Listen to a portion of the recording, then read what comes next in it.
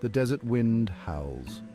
Father Lancaster Merrin, a seasoned exorcist, unearths a malevolent relic in Iraq. Father Merrin, a Pazuzu amulet, a harbinger of evil. Across the globe, Chris MacNeil, a famous actress, grapples with the anxieties of fame and raising her daughter Regan alone in Georgetown. Their worlds, seemingly disparate, are about to collide. An ancient evil is stirring, drawn to Regan's innocence. Chris MacNeil. Chris throws a party for her sophisticated friends. Laughter and conversation fill the air, masking the growing darkness. Regan, playful and full of life, joins the festivities. Unbeknownst to them all, a sinister force has infiltrated their midst. The Pazuzu amulet acts as a beacon, guiding the entity towards its unsuspecting prey. Regan's demeanor shifts. Sweetness turns to anger. Playfulness gives way to disturbing behavior. She wets the bed, her voice transforms into a guttural rasp. Chris MacNeil, Chris, initially dismissive, grows increasingly concerned. Her daughter's transformation is as swift as it is terrifying. The once vibrant Regan is fading, replaced by something sinister. Doctors are baffled. They find no physical ailment, no explanation for Regan's drastic change. Chris, desperate for answers, turns to medicine, hoping for a cure, but Regan's affliction is not of the body. It's something far more insidious, something that defies medical understanding. MRIs, blood tests, psychiatric evaluations all prove futile. Regan's condition worsens. Her body contorts in unnatural ways. She speaks in tongues, spouting blasphemies that chill the blood. Chris MacNeil, the medical community, stumped and afraid, can offer no solace. Chris, her hope dwindling, is faced with a horrifying truth. Her daughter is not sick, she's possessed.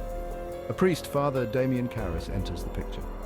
A psychiatrist grappling with his own demons, he initially approaches the case with skepticism, but the sheer intensity of Regan's possession shakes him to his core.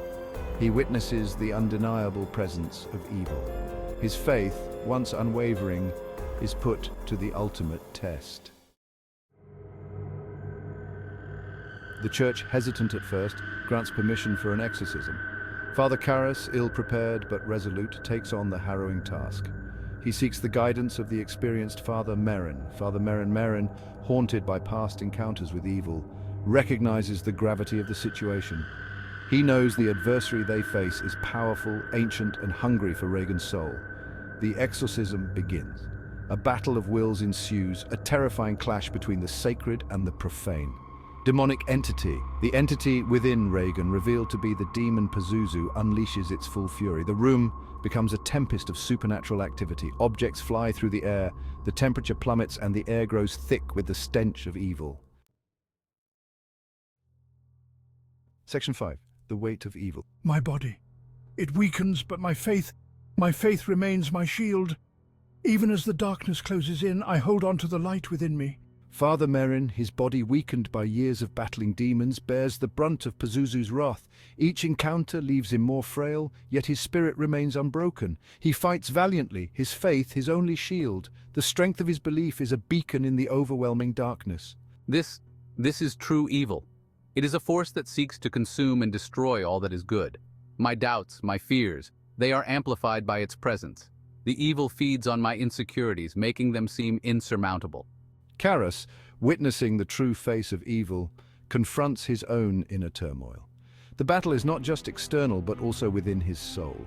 His doubts and fears are amplified by the demonic presence. Every whisper of the demon echoes his deepest insecurities. We must continue.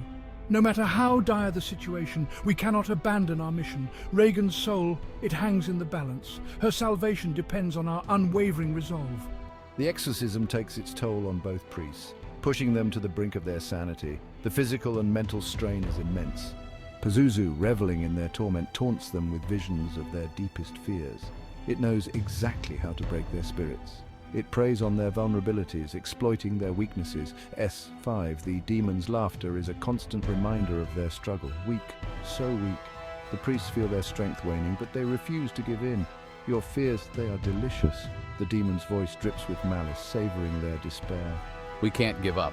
No matter how powerful the evil, our faith must be stronger. We can't let it win. We must stand firm for Regan and for ourselves. The priests, battered but unbroken, cling to their faith.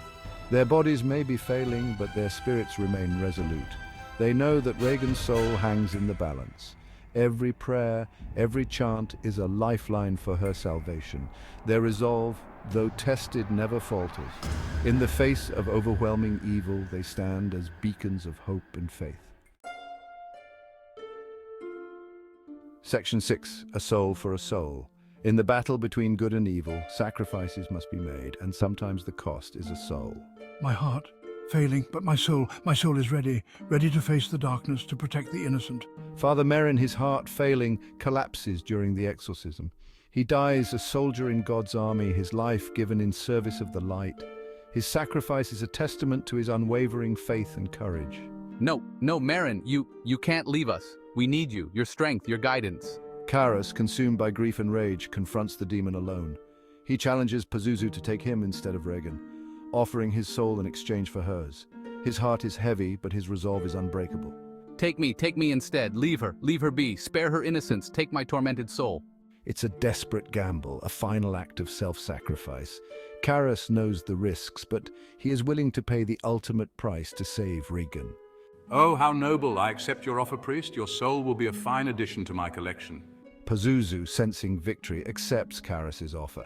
The demon enters the priest's body, twisting and contorting it with unnatural force. The struggle between light and dark reaches its peak. No, not like this. I won't let you win. I will fight you to my last breath. Karas, in a final act of defiance, hurls himself out the window. He plunges to his death, taking the demon with him. His sacrifice ensures that Pazuzu is banished, at least for now. What's happening? I'm free? The darkness, it's gone? Regan, freed from Pazuzu's grip, is left weak and traumatized. The ordeal has taken its toll, but she is alive, thanks to the ultimate sacrifices made by Father Merrin and Father Karas. The aftermath is filled with both relief and sorrow. The air is thick with the weight of what has transpired, and the characters are left to grapple with their emotions. They are relieved that the immediate danger has passed, but the grief of what they have lost and the trauma they have endured lingers heavily. Regan, her memory of the possession erased, leaves Georgetown with her mother. They drive away from the house that has been the epicenter of their nightmare, hoping to find peace and normalcy. The road ahead is uncertain, but they cling to the hope that they can rebuild their lives. They seek a fresh start, forever marked by the horrors they endured. The memories may be gone for Regan, but the scars remain for those who witnessed the terror. They carry the weight of their experiences, knowing that their lives will never be the same. The house on Prospect Street stands empty, a silent testament to the battle between good and evil that raged within its walls. Its darkened windows and creaking floors hold the echoes of the past, a reminder of the unseen forces that once clashed there. The scars of the exorcism run deep, a chilling reminder of the darkness that lurks beneath the surface. These physical and emotional scars serve as a stark warning of the dangers that lie hidden in the shadows, waiting to emerge. The world, forever changed by the events that unfolded, grapples with the reality of true evil. The encounter with the demonic has left an indelible mark on the collective consciousness, forcing humanity to confront the existence of malevolent forces. The exorcism, shrouded in secrecy, becomes the stuff of legend. Stories of the ritual and the bravery of those who performed it spread, becoming a part of the lore that surrounds such dark events. Whispers of demonic possession and the priests who fought against it echo through the halls of the church. These whispers serve as a reminder of the ongoing battle between light and darkness, a battle that is far from over. The battle may be over, but the war for souls continues. The struggle between good and evil is an eternal one, with each side vying for dominance. The events in Georgetown are just one chapter in this never-ending conflict.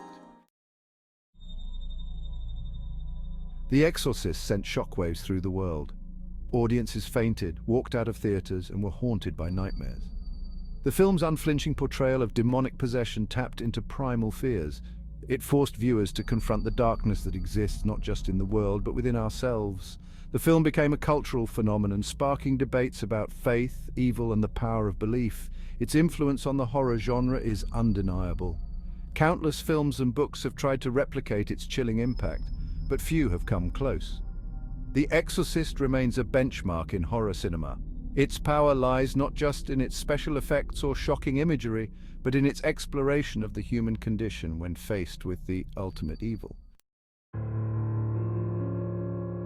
Beyond the scares, The Exorcist sparked conversations about faith and doubt. It challenged viewers to examine their own beliefs, to confront the possibility of the supernatural. The film's exploration of these themes resonated deeply with audiences. It sparked dialogues about the nature of good and evil, the existence of God, and the power of faith in the face of unimaginable darkness. The film's legacy extends beyond the screen. It influenced a generation of filmmakers and writers. It sparked a renewed interest in the paranormal and the occult. The Exorcist became more than just a horror film. It became a cultural touchstone, a chilling reminder of the power of belief and the darkness that can reside within us all.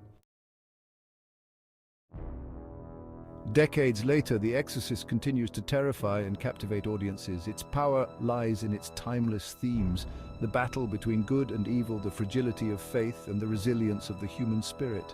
The film's raw, unflinching portrayal of demonic possession still has the power to shock and disturb.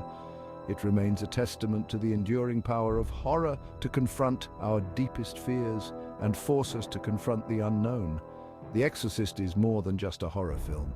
It's a cultural phenomenon that continues to fascinate and frighten. It's a reminder that some stories, no matter how terrifying, will never die.